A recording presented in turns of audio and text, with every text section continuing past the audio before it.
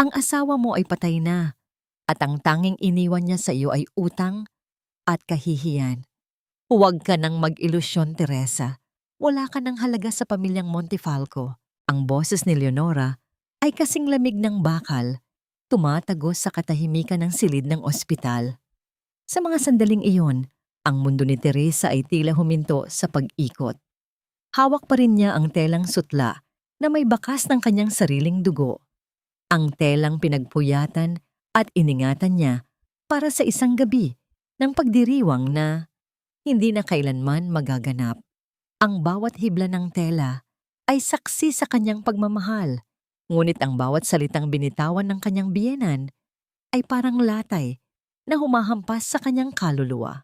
Naramdaman ni Teresa ang unti-unting pagpamanhid ng kanyang mga daliri. Ang telang hawak niya ay dumulas at bumagsak sa malamig na sahig ng ospital. Ang pulang bahid ng dugo rito ay tila isang sugat na nakabuka. Sa labas, ang mga ilaw ng lungsod ay patuloy na kumukutitap. Walang pakialam sa gumuho niyang daigdig. Tumingin siya sa kanyang mga kamay, maputla, nanginginig, at puno ng maliliit na sugat mula sa karayom. Ang mga sugat na ito ay simbolo ng kanyang walang katapusang pag-aalay, ngunit sa harap ni Leonora, ang lahat ng yon ay tila alikabok lamang na walang silbi. Sinubukan ni Teresa na magsalita, ngunit ang kanyang lalamunan ay parang barado ng buhangin. Ang bawat paghinga niya ay may dalang sakit, isang pait na gumagapang mula sa kanyang dibdib hanggang sa kanyang sikmura. Sa tabi ni Leonora, nakita niya si Chloe, ang babaeng ilang buwan na niyang pinaghihinalaan, na nakatayo ng may halong pag-aalinlangan at pagtatago. Ang imahe nila, ang biyenang malupit, at ang babaeng nagnakaw sa kanyang tahanan ay tila isang matalim na salamin na nagpapakita sa kanya ng kanyang sariling kahangalan. Naisip ni Teresa, paano nagawang itapon ng isang tao ang 5 taon ng pagsasama na parang isang basahan? Ang bawat detalye ng kanyang buhay kasama si Richard ay muling naglaro sa kanyang isipan. Ang mga pangako, ang mga haplos, ang mga gabi ng pag-asa. Ngunit ang lahat ng iyon ay nagmistulang anino lamang na unti-unting nilalamon ng dilim. Hindi siya umiyak, hindi siya sumigaw. Ang sakit ay masyadong malalim para sa luha. Ito ay isang tahimik na pagguho, ang pagbura sa isang bahagi ng kanyang pagkatao na nagmahal ng buong buo at walang pasubali. Ang katahimikan sa loob ng silid ay naging mabigat, isang presyon na nagtutulak sa kanya patungo sa gilid ng isang bangin na hindi niya alam kung paano takasan. Siya ay naiwang nakatayo sa gitna ng silid, isang estranghero sa sarili niyang pamilya. Ang bawat segundong lumilipas ay isang paalala na ang Teresa na nakilala ng lahat ay pumanaw, nakasabay ng huling hininga ng kanyang asawa. Ano nga ba ang matitira sa isang babaeng lahat ng ibinigay ay kinuha sa isang iglap? Ang mga araw pagkatapos ng libing ni Richard ay naging isang mahabang bangungot na hindi matapos-tapos. Sa loob ng malawak na mansyon ng mga Montefalco, si Teresa ay tila isang anino na lamang, isang multo sa sarili niyang tahanan.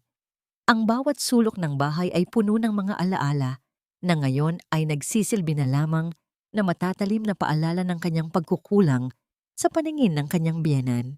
Teresa, nasaan na ang gatas ko? At linisin mo ang alikabok sa mga florera. Mukha kang walang ginagawa sa buong maghapon. Ang boses ni Leonora ay umaalingaw-ngaw sa buong bulwagan, isang utos na walang halong pagmamahal. Si Teresa, na noon ay itinuring na anak, ngayon ay itinuturing na lamang na isang abang katulong. Lumakad siya patungo sa kusina. Ang bawat hakbang ay mabigat. Tila may gapos na bakal ang kanyang mga paa. Habang hinahanda ang mainit na gatas, ang kanyang mga mata ay napako sa bintana, kung saan tanawang hardin na dati madalas nilang pagtambayan ni Richard. Ang mga rosas doon ay nalalanta na. Tila sumasabay sa pagkamatay ng lahat ng pag-asang minsan ay namulaklak sa kanyang puso. Sa gitna ng kanyang paglilingkod, pumasok si Chloe sa kusina. Ang babaeng ito ay naglalakad na parang siya ang tunay na may-ari ng mansyon. Ang kanyang mga alahas ay kumikinang sa ilalim ng ilaw. Mga alahas na alam ni Teresa na pag-ari ng pamilya, mga alahas na hindi dapat suot ng kung sino lamang. Tumingin si Chloe kay Teresa, hindi nang may pag-aalinlangan, kundi nang may mapanghamong ng ngiti. Ayusin mo ang pagkakalatag ng kumot sa master bedroom, Teresa. Wika ni Chloe, ang tinig ay puno ng pagyayabang. Ayaw ni Leonora na may makita siyang kahit anong bakas mo roon. Mula ngayon ang kwartong iyon ay para na lamang sa mga taong may tunay na halaga sa pamilyang ito. Ang bawat salitang binitawan ni Chloe ay parang mga karayom na tumutusok sa balat ni Teresa. Hindi siya sumagot.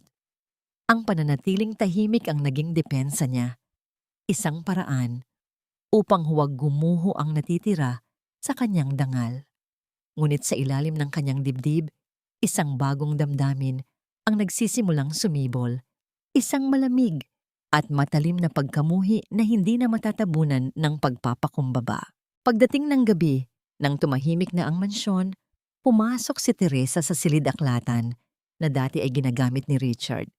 Sa gitna ng dilim, hinalughog niya ang mga papeles, naghahanap ng anumang sagot sa mga katanungang bumabagabag sa kanya. Bakit kailangang magmadali ni Leonora sa pagpirma ng mga dokumento? Bakit tila takot silang dalawa ni Chloe na may malaman ng iba tungkol sa tunay na sanhi ng kamatayan ni Richard? Habang kinakapan niya ang ilalim ng isang lumang desk, ang kanyang mga daliri ay tumama sa isang nakatagong susi na nakadikit sa ilalim ng drawer. Iyon ay isang susi para sa isang maliit na cabinet sa dingding, isang lugar na hindi kailanman binuksan ni Richard sa harap niya. Sa sandaling iyon, ang kanyang puso ay tumibok ng mabilis, isang kaba na puno ng panganib. Narinig niya ang tunog ng mga yabag sa labas ng pintuan. Mabilis niyang itinago ang susi sa loob ng kanyang palad. Ang matigas na bakal nito ay tila nagbibigay sa kanya ng kapangyarihan. Tumingin siya sa pintuan na unti-unting bumubukas.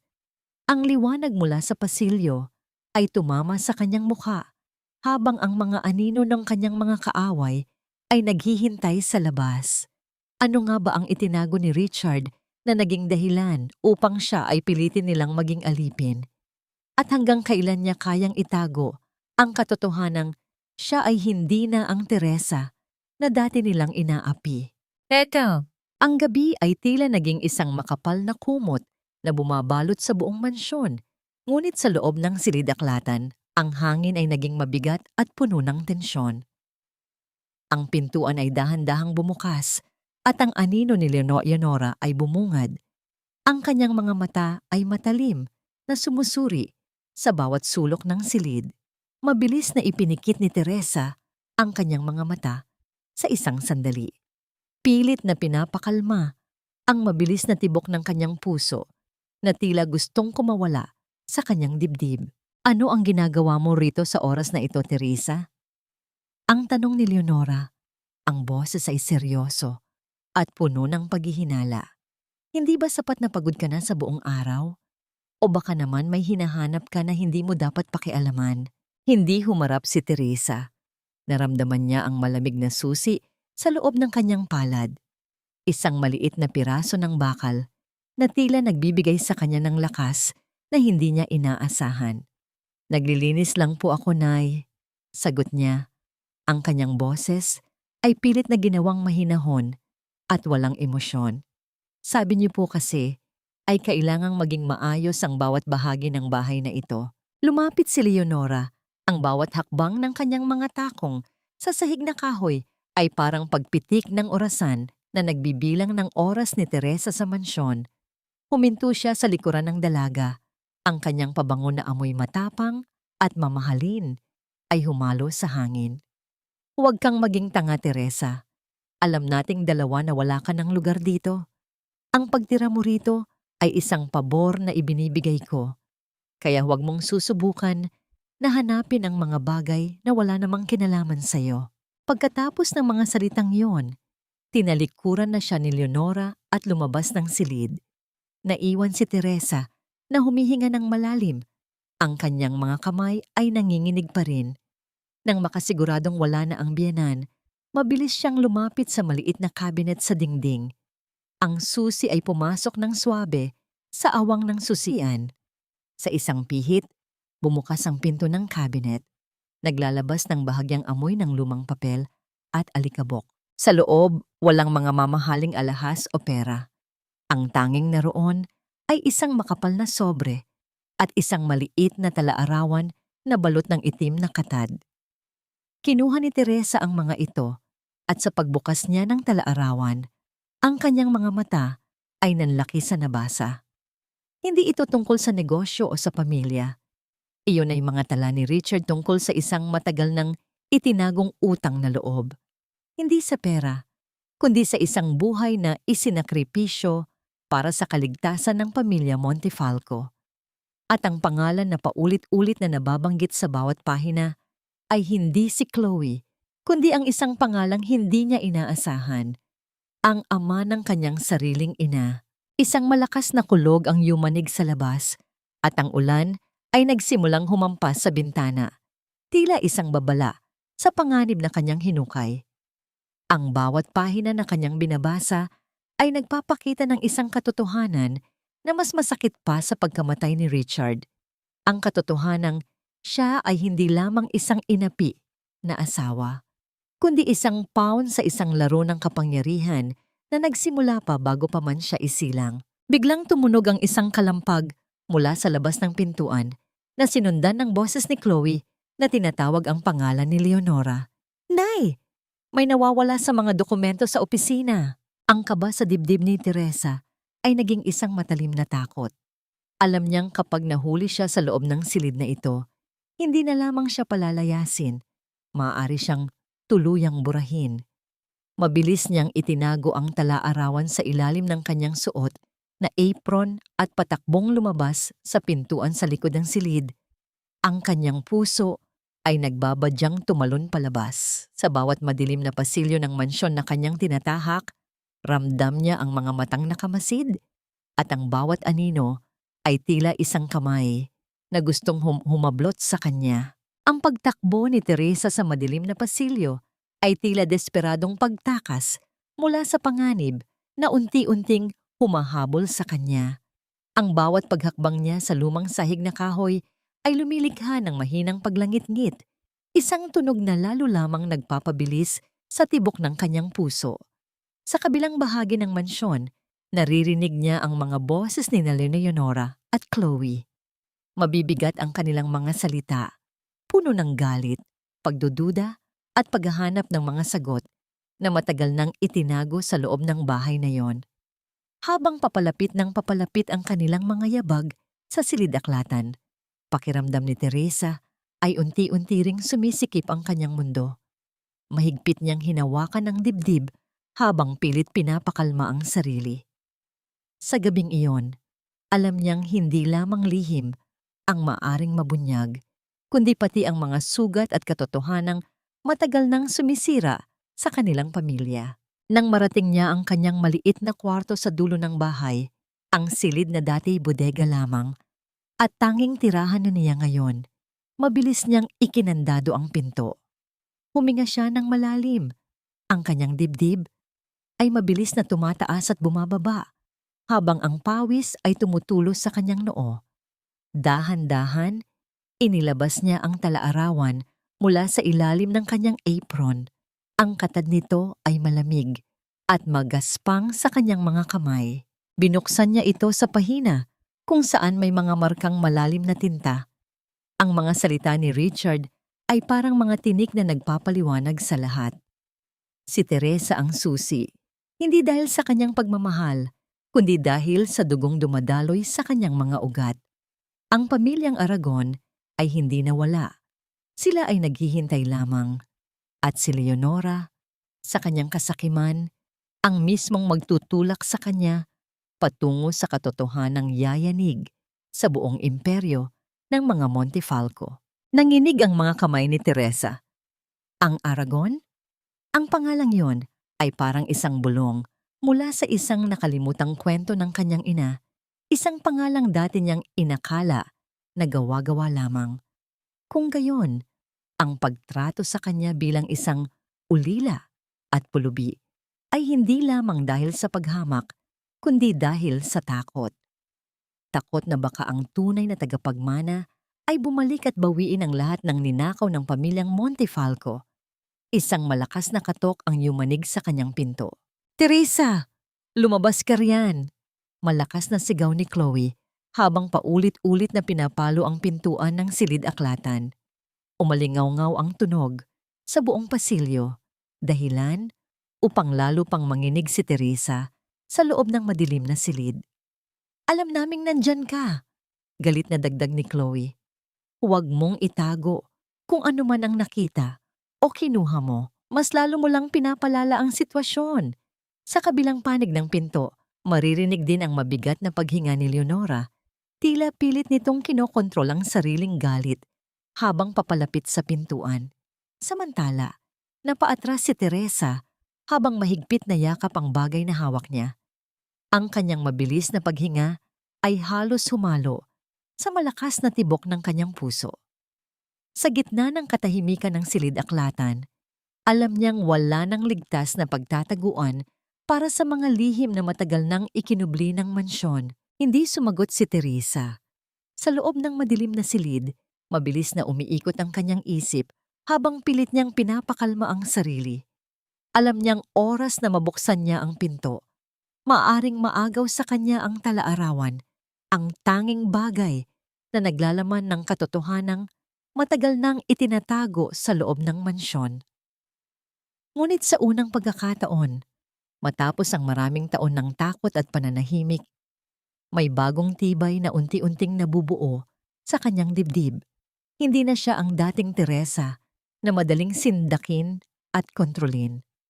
Habang patuloy ang malalakas na katok at sigaw sa labas, maingat niyang isiniksik ang talaarawan sa loob ng isang luma at punit-punit na unan. Dahan-dahan niya itong itinago sa ilalim ng kama.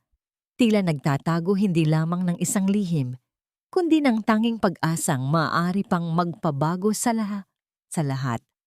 Huminga siya ng malalim bago tumayo. Sa bawat segundo ng katahimikan, ang takot sa kanyang puso ay unti-unting napapalitan ng matinding pasyang hindi na muling magpapagamit sa mga taong matagal nang sumira sa kanyang buhay. "Teresa! Binibigyan kita ng 3 segundo!" Malakas at matigas na sigaw ni Leonora mula sa labas ng pinto. Ang kanyang boses ay puno ng awtoridad at galit, na matagal nang kinatatakutan ng lahat sa loob ng mansyon. Napatigil si Teresa sa kinatatayuan niya habang mas lalong bumilis ang tibok ng kanyang puso. Ramdam niya ang bigat ng bawat segundo habang nananatiling nakasara ang pinto sa pagitan nila. "Buksan mo ang pintong yan at harapin mo kami," dagdag ni Leonora, malamig at mariin ang tono. "Mas mabuting mag-usap tayo ng maayos kaysa lalo mong ilagay ang sarili mo sa panganib." Sa loob ng silid-aklatan, mahigpit na napakuyom ni Teresa ang kanyang mga kamay. Alam niyang hindi na lamang ito simpleng komprontasyon. Sa gabing iyon, maaaring mabunyag ang mga lihim na matagal nang bumabalot sa kanilang pamilya at wala nang sino man ang makakabalik sa dating katahimikan. Pagkatapos nito, tumayo si Teresa at hinarap ang pinto. Hindi siya natatakot na mamatay sa mga kamay ng mga taong ito dahil ang kanyang pagkatao ay unti-unti nang nagbabago. Ang bawat paghihirap na dinanas niya ay naging panggatong sa apoy na nagbabaga sa kanyang kalooban. Binuksan niya ang pinto nang marahan. Ang kanyang mukha ay kasing tigas ng bato, walang bakas ng kahit anong kaba o pagmamakaawa. Pagbukas ng pinto, nakatayo roon sina Leonora at Chloe. Ang kanilang mga mukha ay bakasang galit at pagkamuhi. Tiningnan ni Leonora si Teresa mula ulo hanggang paa, isang tingin na puno ng paghamak. "Nasaan ang ninakaw mo?" tanong ng biyenan. Ang kanyang mga mata ay naghahanap ng anumang ebidensya ng pagtataksil sa mukha ng dalaga. Tumingin ng diretso si Teresa sa mga mata ni Leonora. Sa unang pagkakataon, hindi siya yumuko. Hindi siya nanginginig. Sa gitna ng dilim ng pasilyo, Ang kanyang boses ay naging kalmado. Isang kalmadong nagtatago ng isang malaking bagyo. Ano ang ninakaw ko, Nay? Ang mga alaala ni Richard na pilit ninyong ibinabaon sa limot? O baka naman ang katotohanang natatakot kayong lumabas sa liwanag? Ang katahimikan sa paligid ay naging nakabibingi. Ang mga mata ni Leonora ay nanlaki sa gulat. Hindi makapaniwala sa tapang na ipinapakita ng babaeng dati ay itinuturing niyang isang sunod-sunuran lamang. Ang matalim na titig ni Leonora ay tila nais sunugin ang pagkatao ni Teresa. Ngunit nanatiling nakatayo ang dalaga. Matatag na parang isang punong hindi natitinag ng hanging amihan. Ang tanging tunog sa paligid ay ang mabigat na paghinga ni na Chloe at Leonora na tila naguguluhan sa hindi inaasahang paglaban ng babaeng dati ay tahimik na nagtitiis. Napakakapal ng mukha mo, sigaw ni Chloe, sabay tangkang sampalin si Teresa. Ngunit mabilis na hinawakan ni Teresa ang pulso ni Chloe bago pa ito dumampi sa kanyang pisngi. Ang pagkilos niya ay mabilis at may tiwala sa sarili. Isang paggalaw na nagpabigla sa dalawang babae. Huwag mong subukang hawakan ang mukha ko, Chloe. Wika ni Teresa. Ang kanyang boses ay mababa, ngunit may talim na parang punyal. Dahil sa bawat pagkakataong ginagawa mo yan, lalong nagiging malinaw sa akin na wala kang kakayahang lumaban ng patas. Binitiwan niya ang kamay ni Chloe ng may paghamak. Si Leonora, na hindi sanay na mapahiya, ay humakbang papalapit kay Teresa. Ang kanyang mga mata ay nanlilisik sa galit. Anong nangyari sa'yo? Sino ang nagbigay sa'yo ng karapatang magsalita ng ganyan sa harap ko? Sa bahay na ito, ako ang nagpapasya kung sino ang mananatili at kung sino ang itatapon sa kalsada. Itapon niyo ako, sagot ni Teresa, na may bahagyang ngiti na puno ng pait. Matagal na ninyo akong itinapon, Nay. Simula noong gabing mawala si Richard, wala na akong itinuturing na tahanan dito. Ang tanging nagtatali na lamang sa akin sa lugar na ito ay ang alaala ng isang lalaking akala ko ay mahal ako, ngunit nalaman kong may ibang kinikilala. Tumingin si Leonora sa paligid. Baka may makarinig sa kanila. Baka may makabasa sa mga lihim na pilit nilang itinatago sa likod ng marangyang pader ng mansyon. Hindi mo alam ang sinasabi mo. Malaki ang utang na loob mo sa amin, Teresa. Kung hindi dahil sa Montefalco, wala kang pupuntahan. Ang utang na loob ay hindi nangangahulugan ng pagiging alipin, sagot ni Teresa habang dahan-dahang lumalakad palayo sa kanila patungo sa dulo ng pasilyo. At ang katotohanan ay may sariling paraan para lumabas. Gaano man ninyo ito, subukang ibaon sa lupa. Nang makalampas si Teresa sa kanila, ramdam niya ang mga matang nakasunod sa kanyang bawat hakbang. Hindi niya nilingon ang mga ito. Alam niyang ang bawat segundong lumilipas ay isang hakbang palayo sa pagiging biktima at isang hakbang palapit sa isang plano na hindi nila inaasahan. Pagpasok niya sa kanyang silid, mabilis niyang kinuha ang tala-arawan mula sa ilalim ng kama. Hindi na ito ligtas dito. Kailangan niyang lumabas ng mansyon, kailangan niyang mahanap ang sinumang maaaring magpaliwanag sa pangalang Aragon. Habang binubuksan niya ang bintana ng kanyang silid, ang hangin ng gabi ay humampas sa kanyang mukha, dalang ang amoy ng paparating na bagyo. Sa kabilang panig ng pintuan, narinig niya ang pag-uusap ni Leonora at Chloe. Kailangan nating alamin kung ano ang nakuha niya. Boses ni Leonora na puno ng pagbabanta. Kung kailangan nating gamitin ang puwersa, gagawin natin. Hindi maaring malaman ng sinuman ang tungkol sa kasunduan ni Richard. Nang marinig iyon ni Teresa, ang kanyang mga kamay ay humigpit sa pagkakakapit sa labi ng bintana. Ang kasunduan. Ibig sabihin, ang tala-arawan ay hindi lamang basta tala-arawan. Ito ay ebidensya ng isang krimen. At sa gabing iyon, sa gitna ng kadiliman, nagpasya si Teresa na hindi siya magiging biktima ng kanilang kasunduan. Siya ang magiging tagapaghukom ng kanilang kapalaran. Ang ulan sa labas ay tila humahagupit sa bintana. Bawat patak ay nagsisilbing martilyo na nagpapaalala kay Teresa na hindi na siya maaaring magtagal sa mansyon. Sa loob ng kanyang silid, ang bawat gamit na nakapatong sa mesa ay parang mga saksi sa kanyang paghihirap. Ang mga sirang damit na tinahi niya para sa pamilya, ang mga alaalang unti-unti niyang binabalatan. Kinuha niya ang isang lumang bag at ipinasok ang ilang mahahalagang gamit, kasama ang talaarawan na nakabalot sa isang malinis na tela. Ang bawat kilos niya ay maingat, tila isang magnanakaw sa sariling bahay. Ngunit hindi siya nagnanakaw. Binabawi niya lamang ang kanyang sariling buhay na matagal na nilang inagaw. Nang makalabas siya sa bintana, ang lamig ng hangin ay tumagos sa kanyang balat. Ngunit ang init ng determinasyon sa kanyang dibdib ay sapat na upang hindi siya manginig. Lumusot siya sa hardin, ang mga damo ay basa at madulas. Hanggang sa marating niya ang maliit na gate sa likod na madalas gamitin ng mga trabahador. Sa kabila ng gate, ang kadiliman ng kalsada ay naghihintay. Ngunit para kay Teresa, iyon ay simbolo ng kalayaan. Habang naglalakad siya sa madilim na eskinita, narinig niya ang tunog ng isang sasakyan na huminto sa di kalayuan.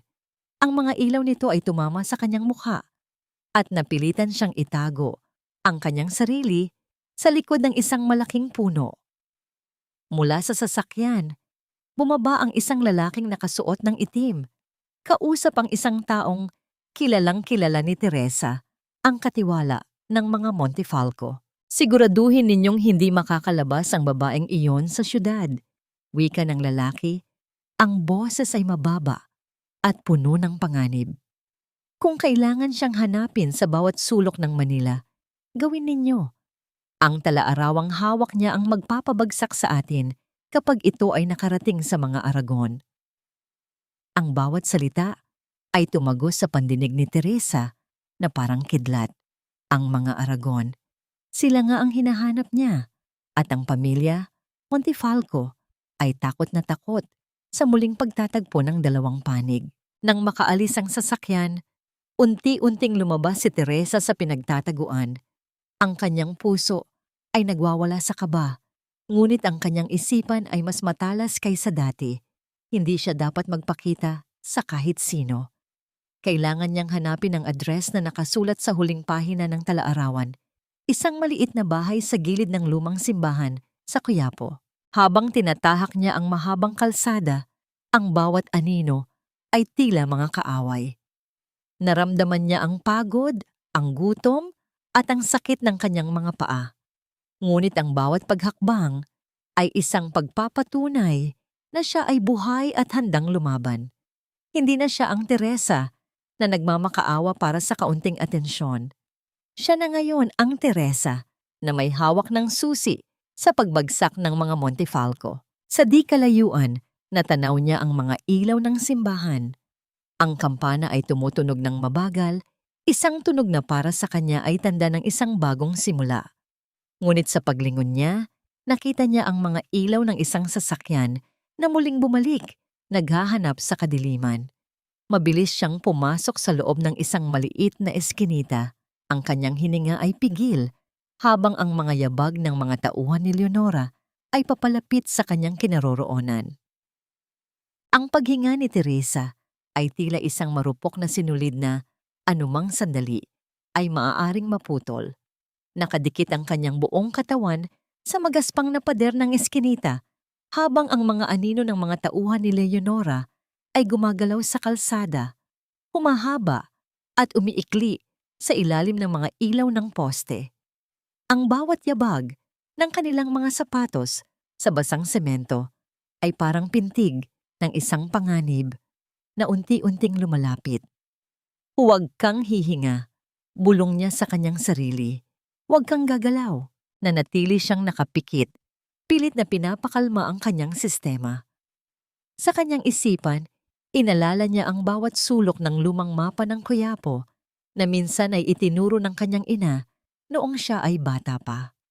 Kung malalagpasan niya ang eskinita na ito, makakarating siya sa likod ng palengke kung saan ang mga daanan ay tulad ng isang labirinto na siya lamang ang nakakaalam. Nang marinig niyang lumayo ang mga yabag patungo sa kabilang direksyon, dahan-dahan niyang iminulat ang kanyang mga mata. Bago siya tuluyang humakbang, napansin niya ang isang anino sa dulo ng eskinita. Isang matandang lalaki na nakatayo, nakasuot ng kupas na sombrero at tila naghihintay. Hindi ito isa sa mga tauhan ni Leonora. Ang hinahanap mo ay hindi matatagpuan sa dilim, Teresa. Ang boses ng matanda ay paos, tila galing sa malalim na balon. Nagulat si Teresa. Ang kanyang kamay ay mahigpit na humawak sa kanyang bag. Sino ka? Paano mo nalaman ang pangalan ko? Hindi sumagot ang matanda. Sa halip, itinuro niya ang isang maliit na tindahan ng mga antigong kagamitan na sarado na, kung saan ang isang karatula ay nakasabit, Aragon Antiques, Restoration Services. Ang nakaraan ay hindi lamang kailangang balikan, ito ay kailangang kumpunihin. Pumasok ka sa loob, bago ka pa makita ng mga taong naghahanap sa'yo. Hindi na nagdalawang isip si Teresa. Sa kabila ng panganib na baka ito ay isa ring bitag, mas matakot siya sa mga taong nasa labas na handang pumatay. Mabilis siyang tumakbo patungo sa tindahan. Sa pagbukas niya ng pinto, isang kampanilya ang tumunog ng mahina. Isang tunog na tila nagbukas ng pinto patungo sa isang bagong yugto ng kanyang buhay. Ang loob ng tindahan ay amoy barnis at lumang kahoy. Ang bawat dingding ay puno ng mga larawan ng pamilyang may mga mukhang pamilyar kay Teresa. Sa gitna ng silid, nakaupo ang isang lalaking may edad na. Ang kanyang mga mata ay matalim, ngunit puno ng lungkot. Nang makita niya si Teresa, ang lalaki ay unti-unting tumayo. Ang kanyang kamay ay nanginginig nang hawakan niya ang isang lumang kwintas na nakapatong sa mesa. Isang kwintas na eksaktong kapareho ng suot ni Teresa sa kanyang leeg. Ang bawat tahi ng buhay mo, Teresa, ay may katumbas na kasaysayan. Wika ng lalaki. Ang kanyang boses ay puno ng emosyon.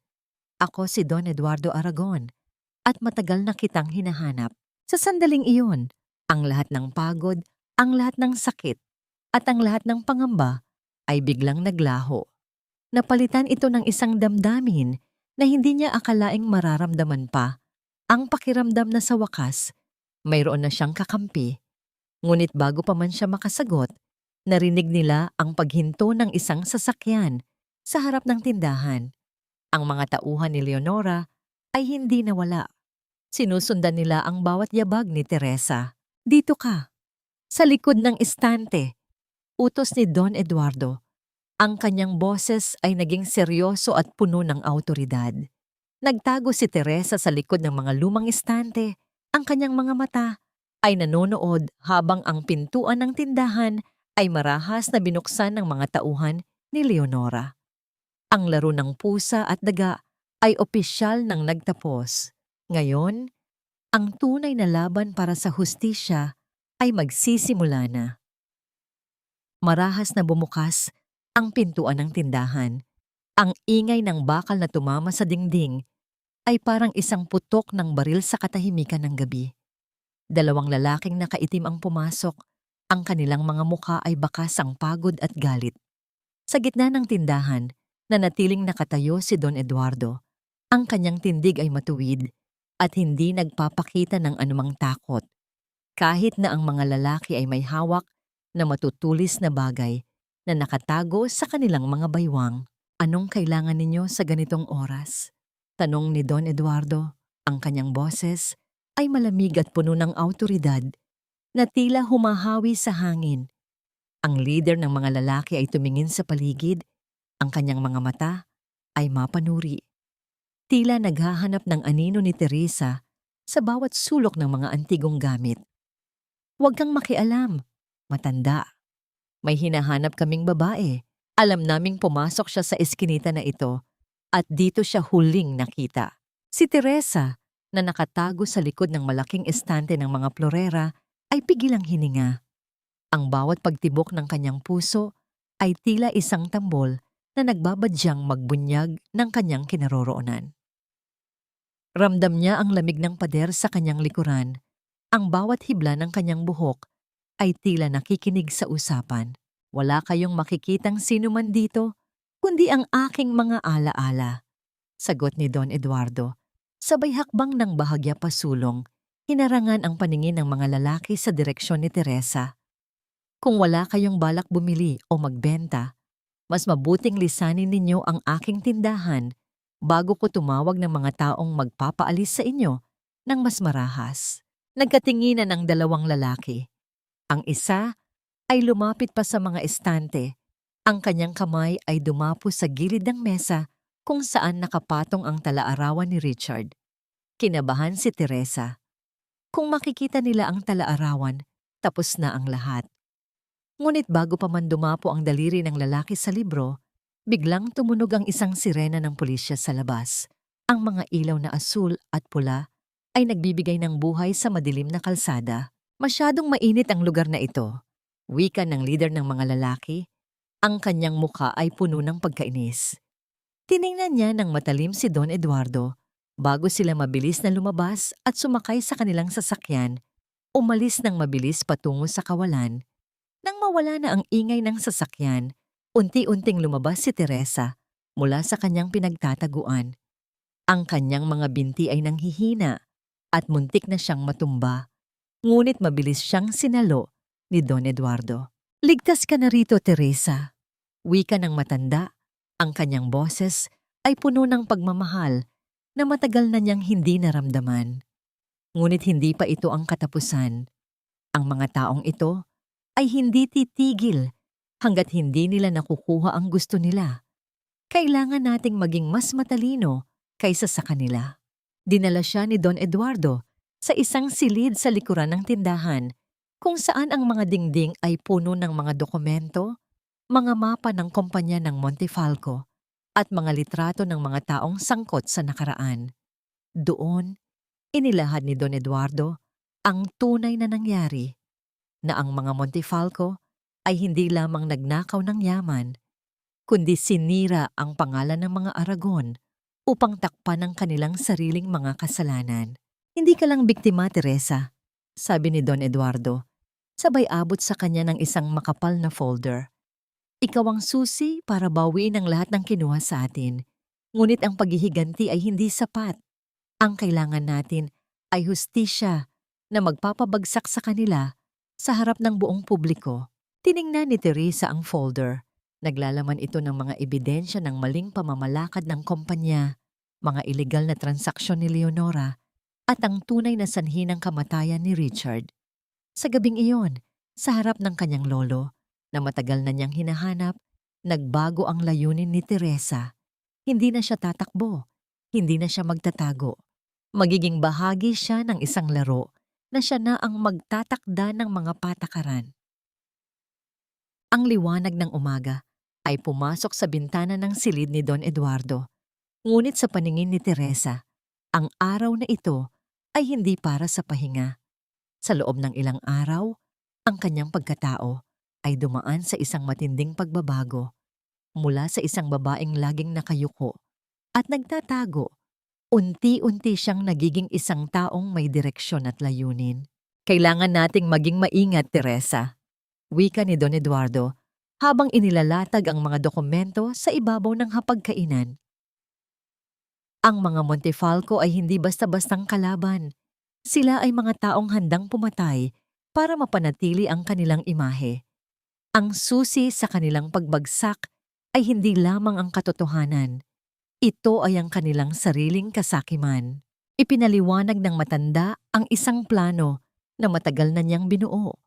Gagamitin nila ang pangangailangan ng Montefalco sa pondo para sa kanilang naluluging negosyo. Magpapanggap si Teresa bilang isang kinatawan ng isang dayuhang mamumuhunan na interesado sa kanilang kumpanya. Ito ang magiging paraan para makapasok si Teresa sa loob ng kanilang tanggapan nang hindi sila naghihinala. Ngunit Lolo, paano kung makilala nila ako? Tanong ni Teresa. Ang kanyang boses ay may bahid ng pag-aalinlangan. Hindi ka na ang Teresa na dati nilang inaapi, sagot ni Don Eduardo. Sabay abot sa kanya ng isang salamin. Tingnan mo ang iyong sarili. Ang sakit na dinanas mo ay nagbigay sa iyo ng tapang na wala sila. Ang paraan mo ng paglakad, ang paraan ng iyong pananalita. Lahat ng yan ay babaguhin natin. Hindi mo na kailangang magtago. Kailangan mo silang harapin ng diretsahan. Sa loob ng susunod na mga araw, si Teresa ay sumailalim sa isang masusing paghahanda. Hindi lamang sa pag-aaral ng mga dokumento ng kumpanya, kundi pati na rin sa pagbuo ng kanyang bagong pagkatao. Natuto siyang magsalita ng may awtoridad, magbihis ng may dignidad, at higit sa lahat, ang kontrolin ang bawat emosyon na lumalabas sa kanyang mukha. Ang bawat hapdi ng kanyang nakaraan ay itinago niya sa ilalim ng isang maskara ng pagiging profesional. Dumating ang araw ng pagpupulong sa opisina ng mga Montefalco. Ang bawat hakbang ni Teresa sa malawak na bulwagan ng gusali ay parang isang martilyo na tumatama sa sahig. Ang mga empleyado na dati niyang kasama sa bahay, ang mga taong nakakita sa kanyang paghihirap, ay hindi siya nakilala. Siya ay hindi na ang katulong. Siya ay ang investor. Pagpasok niya sa boardroom, nakita niya si Leonora at Chloe na nakaupo sa dulo ng mahabang mesa. Ang kanilang mga mukha ay puno ng pagkabalisa. Ang kanilang mga mata ay naghahanap ng anumang paraan para maisalba ang kanilang kumpanya. Hindi sila tumingin ng diretso kay Teresa. Abala sila sa pag-aayos ng kanilang mga papeles. Magandang umaga, wika ni Teresa. Ang kanyang boses ay kalmado, malinaw, at puno ng tiwala. Ako ang kinatawan ng Aragon Group. Narito ako upang pag-usapan ang inyong proposal para sa refinancing. Nang marinig ang pangalang Aragon, biglang tumigil si Leonora sa kanyang ginagawa. Dahan-dahan niyang iniangat ang kanyang ulo at tumingin kay Teresa. Ang kanyang mga mata ay nanliit. Tila sinusubukan niyang alalahanin kung saan niya nakita ang mukha ng babaeng nasa harap niya. Ang hangin sa loob ng boardroom ay biglang naging mabigat. Tila ang bawat pintig ng puso ay naririnig ng bawat isa sa loob ng silid. Si Teresa, sa kabila ng kaba sa kanyang dibdib, ay nanatiling nakatayo ng matuwid. Hinarap niya ang mga babaeng sumira sa kanyang buhay, hindi bilang biktima, kundi bilang ang taong magdadala ng kanilang katapusan. Ang katahimikan sa loob ng boardroom ay kasing tindi ng tensyon sa pagitan ng dalawang hukbo bago ang digmaan. Ang mga mata ni Leonora ay hindi humihiwalay sa mukha ni Teresa, tila isang agila na sinusubukang kilalanin ang isang biktima na hindi niya inaasahang makikita sa ganoong anyo. Ang suot ni Teresa na disenyong formal, ang kanyang buhok na maayos na nakapusod, at ang kanyang tindig na puno ng awtoridad ay sapat na para itago ang kanyang tunay na pagkakakilanlan sa ilalim ng ilaw ng mga lampara sa opisina. Aragon Group? Tanong ni Leonora. Ang kanyang boses ay pilit na pinapakalma, ngunit may bahid ng pagdududa. Hindi namin inaasahan ang pagbisita ninyo. Ang aming mga nakaraang komunikasyon sa inyong tanggapan ay hindi nagbunga ng anumang positibong tugon. Ngumiti si Teresa ng bahagya. Isang ngiti na hindi umaabot sa kanyang mga mata. Isang ngiting propesyonal na kasing lamig ng yelo. Nagbago ang aming estratehiya, Miss Montefalco. Ang aming lupon ng mga direktor ay nakakita ng potensyal sa inyong mga ari-arian, partikular na ang inyong mga lupain sa lalawigan. Ngunit bago tayo magpatuloy, kailangan kong makita ang inyong mga ledger at ang orihinal na kasunduan ng inyong mga utang. Napatingin si Chloe kay Leonora. Ang kanilang mga mata ay nag-uusap sa isang paraang puno ng panganib. Alam ni Teresa na ang mga dokumentong yon ay puno ng mga anomalya at ilegal na transaksyon na hindi nila nais na makita ng sinumang tagalabas. Iyon ay mga konpidensyal na dokumento, sagot ni Chloe. Ang kanyang boses ay may halong pagtutol. Hindi namin maaring ibigay ang mga yon nang walang sapat na seguridad o garantiya ng inyong pamumuhunan. Kung gayon, hindi rin namin maaaring ibigay ang aming pondo. Sagot ni Teresa nang walang pag-aalinlangan. Tumayo siya at dahan-dahang naglakad palibot sa mesa.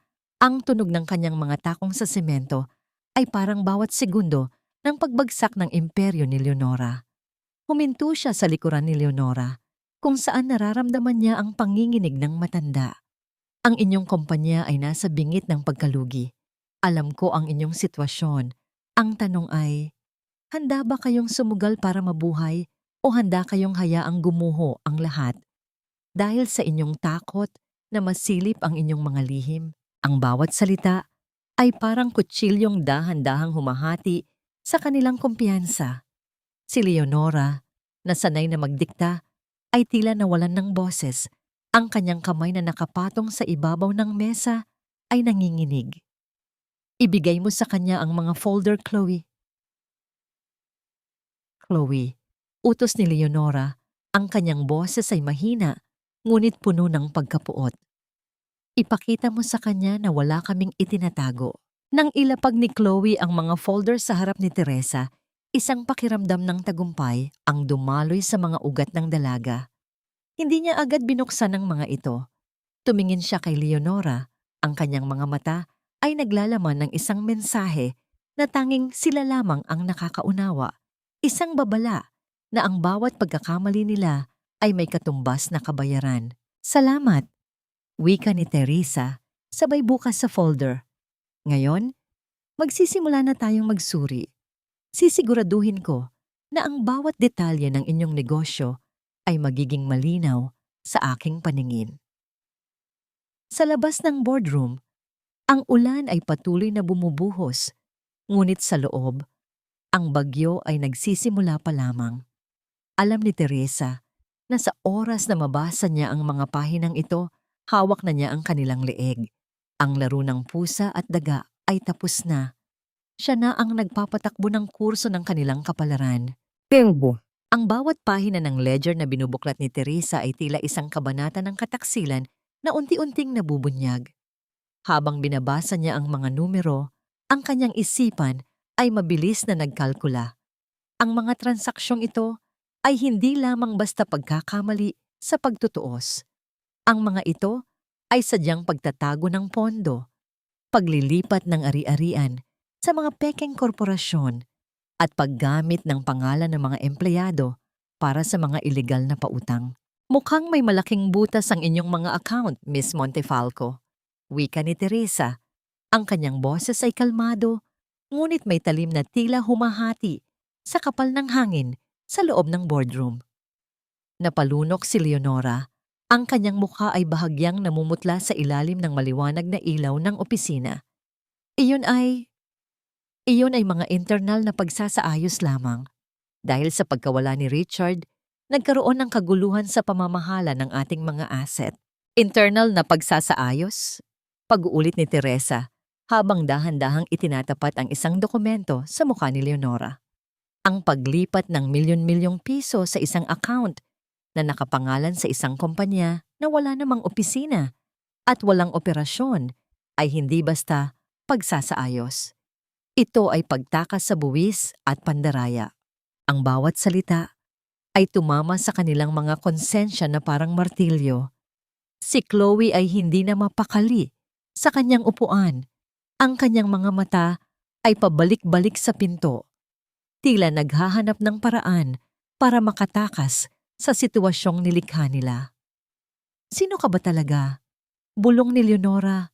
Ang kanyang boses ay puno ng panginginig na hindi na niya kayang itago.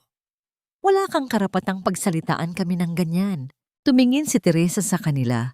Ang kanyang mga mata ay naglalabas ng isang lakas na hindi na nila kayang labanan. Dahan-dahan niyang tinanggal ang kanyang salamin at inilapag ito sa mesa. Ang pagkilala ay hindi na kailangan pang sabihin sa salita. Sapat na ang kanyang presensya. Sa sandaling iyon, ang maskara ng pagiging investor ay unti-unting naglaho, pinalitan ng isang Teresa na puno ng sakit ngunit puno rin ng katarungan.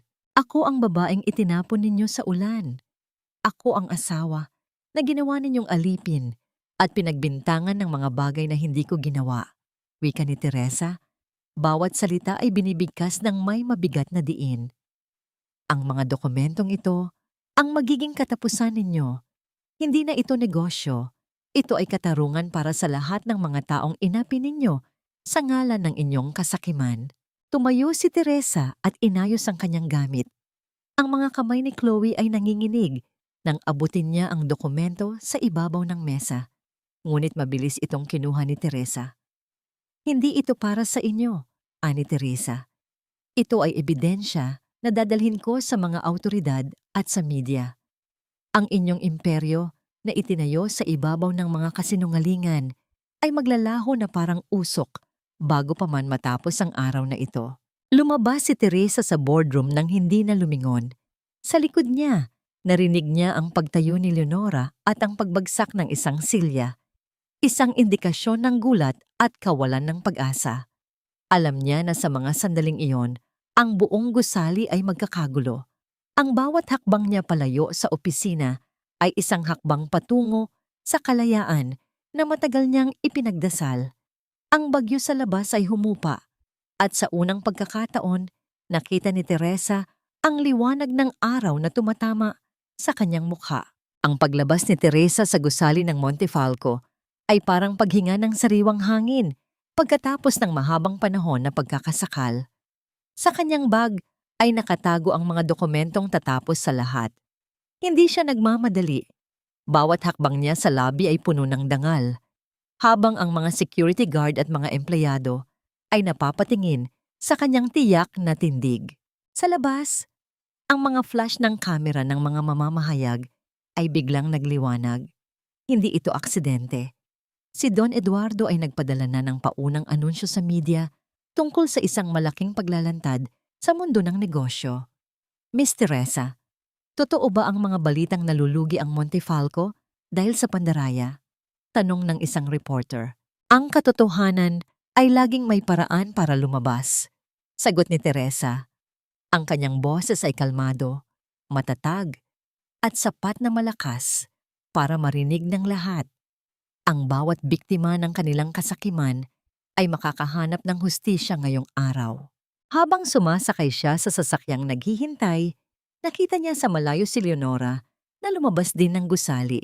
Mukhang gulo ang buhok at namumutla, habang hinahabol ng mga mikropono at tanong ng mga tao. Ang kanyang reyna ay wala na. Ang nakikita na lamang ni Teresa ay isang matandang babae na kinakain ng sariling mga kasinungalingan. Pagdating sa tanggapan ng mga awtoridad, ang bawat dokumento ay isa-isang inilatag ni Teresa. Hindi na niya kailangang magsalita ng marami. Ang ebidensya ay nagsasalita para sa sarili nito. Habang hinihintay niya ang proseso, ang kanyang isipan ay lumipad patungo sa kanyang ina. Ang babaeng nagturo sa kanya na ang pagiging mabait ay hindi nangangahulugang pagiging mahina. Habang naghihintay sa hallway, isang pamilyar na mukha ang lumapit sa kanya. Iyon ang matagal na katiwala ng mga Montefalco. Ang lalaking minsan ay naging saksi sa kanyang paghihirap. Lumapit ito at yumuko sa kanyang harapan.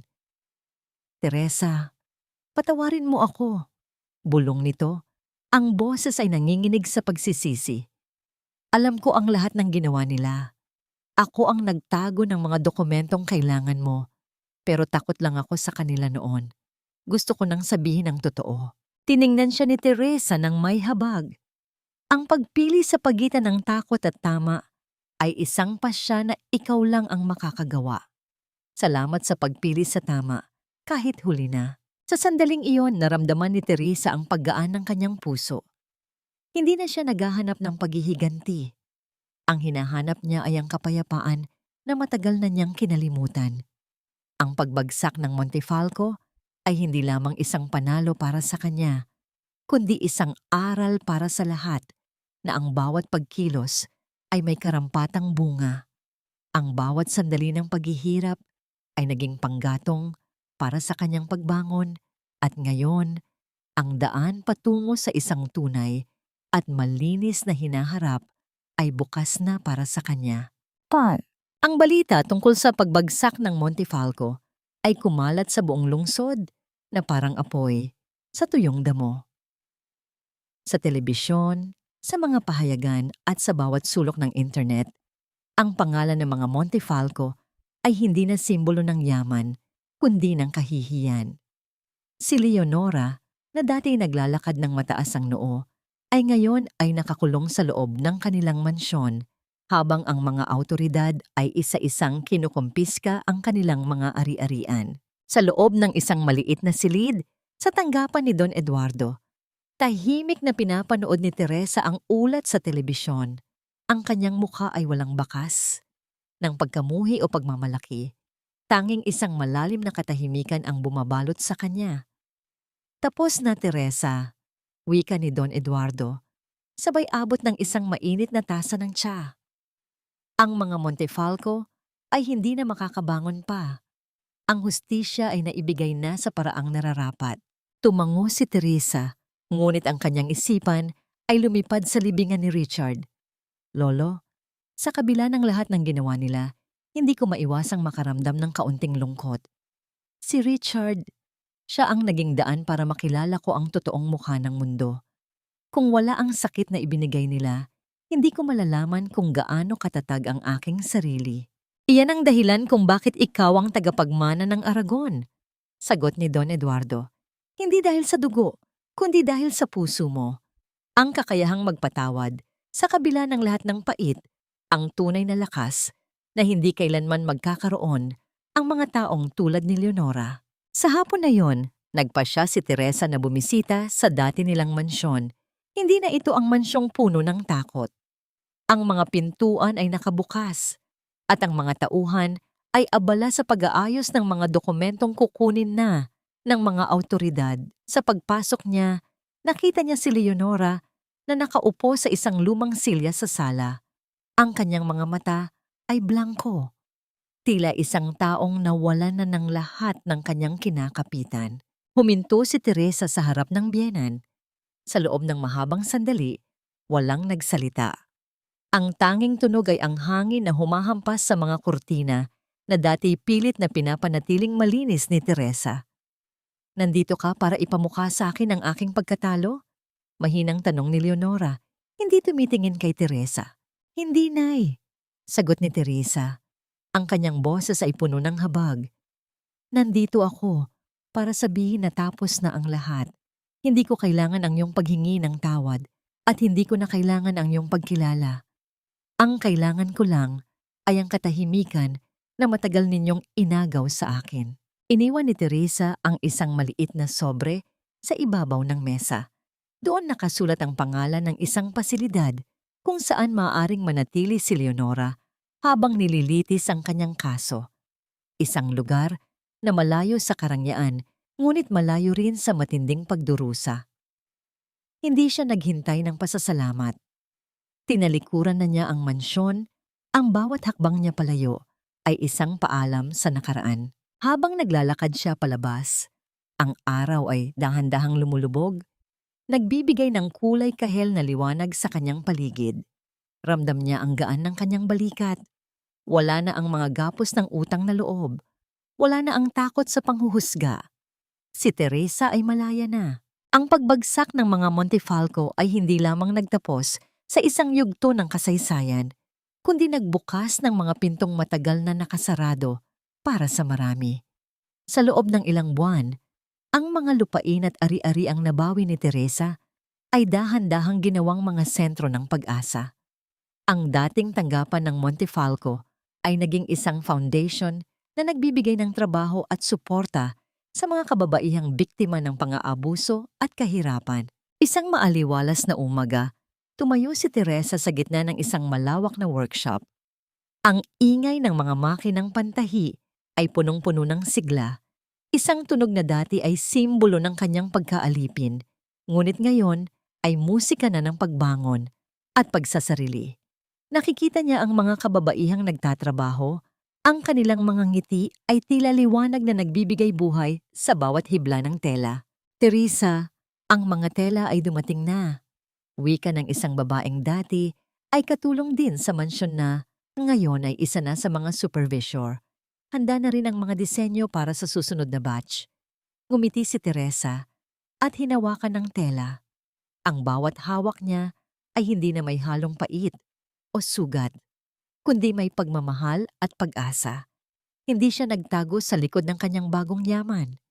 Sa halip, ginamit niya ang bawat sentimo nito upang masiguradong walang sinuman ang mararanasan ang impyernong dinanas niya. Sa di kalayuan, natanaw niya si Don Eduardo na nakamasid sa kanya mula sa veranda. Ang matanda ay matagal nang hindi nakikita ang ganoong klaseng saya sa kanyang mga mata. Lumapit si Teresa sa kanyang lolo at naupo sa tabi nito. "Masaya ka ba, lolo?" tanong niya habang pinagmamasdan ang mga bata sa labas na naglalaro sa hardin ng foundation. "Higit pa sa inaakala ko," sagot ni Don Eduardo. "Hindi lang dahil naibalik ang dangal ng mga Aragon, kundi dahil nakita ko ang paglago mo. Ang tunay na tagumpay ay hindi kung gaano kalaki ang iyong nakuha, kundi kung gaano karaming buhay ang iyong nabago." Habang nag-uusap sila, isang mensahe ang dumating sa telepono ni Teresa. Ito ay mula sa abogado ng pamilya tungkol sa pag-aayos ng mga huling ari-arian ni Richard. Sa kabila ng lahat ng sakit, isang bahagi ng kanyang puso ang nanatiling nakalaan para sa mga alaala ng lalaking minsan ay naging mundo niya. Nagpasya siyang ibigay ang natitirang bahagi ng mana ni Richard sa mga charity na sinuportahan nito noong buhay pa siya. Ito ang kanyang huling paraan ng pagpapatawad, ang pagbitaw sa anumang koneksyon na nagpapaalala sa kanya ng sakit at pagtira sa kapayapaang kanyang nilikha. Sa pagtatapos ng araw, tumayo si Teresa sa harapan ng malaking bintana. Tinitingnan ang papalubog na araw. Ang kanyang buhay ay hindi na isang tela na puno ng mga punit at tagpi. Ito ay naging isang telang matibay, makulay, at puno ng kwento ng katapangan. Wala na ang takot sa bukas. Wala na ang anino ng nakaraan. Ngunit sa gitna ng kanyang kapayapaan, isang anino ang huminto sa pintuan ng workshop. Isang lalaking matagal na niyang hindi nakita. Isang taong may dalang liham na maaaring magbago sa direksyon ng kanyang buhay muli. Ang aninong huminto sa pintuan ay dahan-dahang lumapit sa liwanag.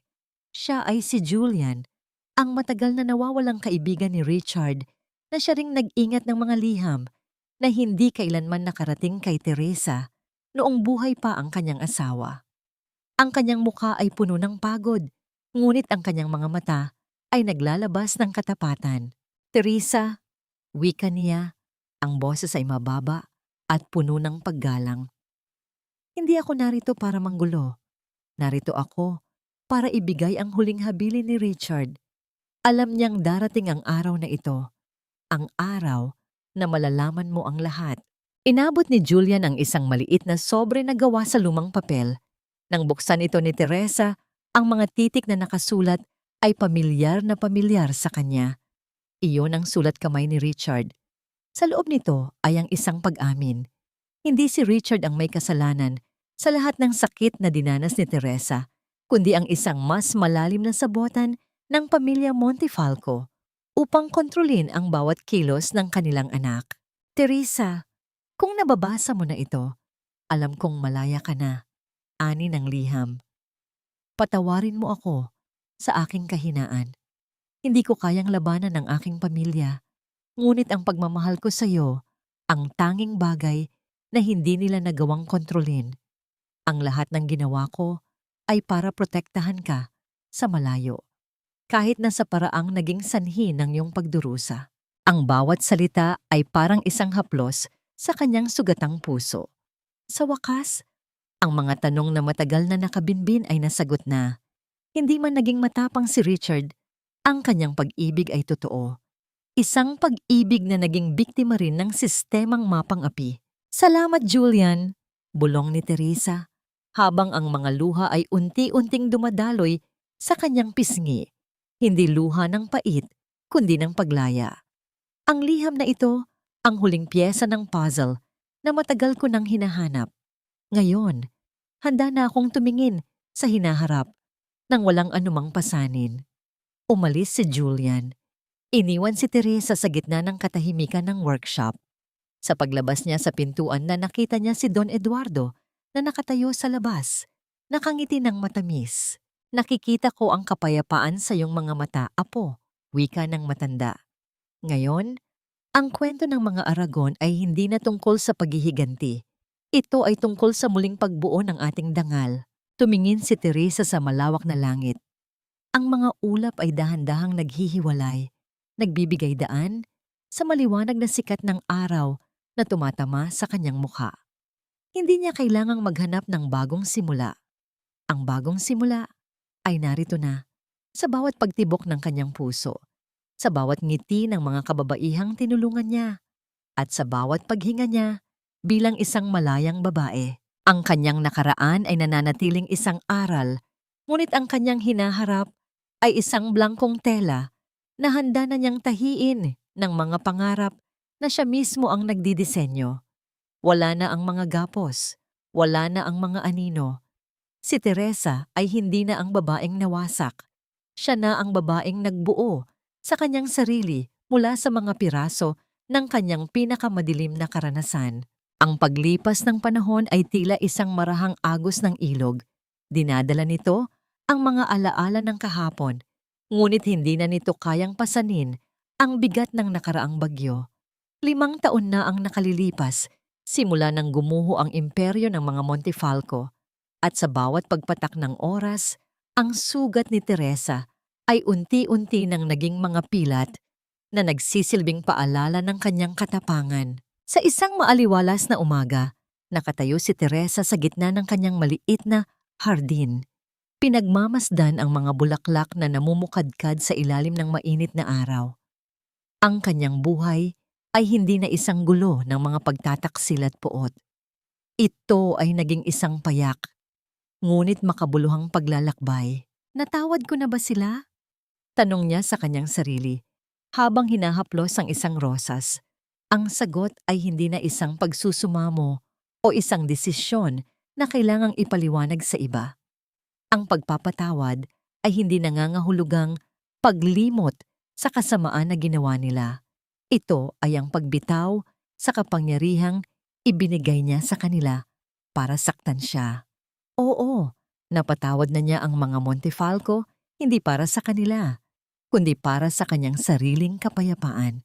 Nakahanap ba siya ng tunay na kaligayahan? Tumingin siya sa malayo kung saan nakita niya ang mga bata sa malapit na paaralan na masayang nagtatakbuhan. Ang bawat tagumpay ng kanyang foundation ay hindi nasusukat sa pera o sa dami ng mga gusaling kanyang naipatayo. Nasusukat ito sa ningning ng mga mata ng mga babaeng dati ay walang boses at ngayon ay may kakayahan na ring mangarap. Ang kanyang buhay ay hindi na nakatali sa isang lalaki o sa isang apelyidong nagdulot ng pait. Ang kanyang buhay ay nakatali na sa kanyang sariling kakayahan na magbigay ng liwanag sa iba. Ano ang aral na iniwan ng kanyang kwento? Ang dangal ng isang tao ay hindi nasusukat sa mga alahas na suot o sa katayuan sa lipunan. Ito ay nasusukat sa kung paano ka tumayo ng matuwid matapos kang subukang durugin ng mundo. Ang bawat paghihirap ay may layunin, at ang bawat pagkakamali ng iba ay hindi dapat maging dahilan para mawala ang iyong sariling kabutihan. Habang papasok siya sa loob ng bahay, naramdaman ni Teresa ang isang hindi maipaliwanag na gaan sa kanyang dibdib. Wala nang tanong, wala nang takot. Ang kanyang kwento ay hindi natapos sa isang marangyang palasyo, kundi sa isang tahanan na binuo niya sa pamamagitan ng pagmamahal, pagtitiyaga, at katotohanan. Si Teresa, ang babaeng minsan ay naging biktima ng dilim, ay siya na ngayong tagapaghatid ng liwanag sa lahat ng nangangailangan. Ang kanyang buhay ay patunay na kahit ang pinakamasakit na tahi ng tela, kung susumayin sa tamang paraan, ay maaaring maging isang magandang obra maestra. Mendy. Ang bawat tahi ng buhay natin ay tila isang telang seda na dumaan sa matalim na karayom ng panahon. Minsan, akala natin ay mapupunit na ito sa sobrang hapdi. Ngunit sa paglipas ng mga araw, ang mga sugat na ito ang siyang nagpapatibay sa ating pagkatao. Mga mahal kong tagapakinig, salamat sa inyong walang sawang paglalakbay kasama ko hanggang sa huling hibla ng kwentong ito. Hindi ko makakalimutan ang gabing iyon sa ospital. Ang sandaling nakita ko si Teresa na nakatayo ng mag-isa. Hawak ang telang may bahid ng sariling dugo, habang ang mundo ay tila gumuguho sa harap niya. Sa bawat salita na aking isinulat, damang-dama ko ang bigat ng kanyang dusa na hango sa mga totoong kwento ng kababaihang patuloy na bumabangon mula sa abo ng kanilang nakaraan. Ang kwentong ito ay hindi lamang katang-isip. Ito ay isang salamin ng ating sariling kakayahan na maghilom at magsimulang muli. Kung kayo ang nasa posisyon ni Teresa, mapapatawad niyo rin ba ng buong puso ang mga taong sumira sa inyong pangarap o pipiliin ninyong hayaan na lamang ang panahon ang magbigay ng katarungan? Alam ko, baka ang ilan sa inyo ay nakikinig habang nagluluto, naglilinis o nagpapahinga pagkatapos ng mahabang araw. Nasaan ka man ngayon, nais kong malaman ang iyong saloobin. Ibahagi mo sa komento ang iyong kwento o ang aral na tumatak sa iyong puso. Dahil dito, handa kaming makinig sa bawat boses na nagnanais magpahayag. Huwag ninyong kalimutang mag-iwan ng like at i-share ang kwentong ito sa isang kaibigang nangangailangan ng lakas. Naway ang bawat araw mo ay maging kasing kinang ng telang hinabi ng may pagmamahal at naway manatili kang matatag anuman ang unos na dumating. Hanggang sa muli nating pagkikita sa ating susunod na yugto ng buhay at damdamin.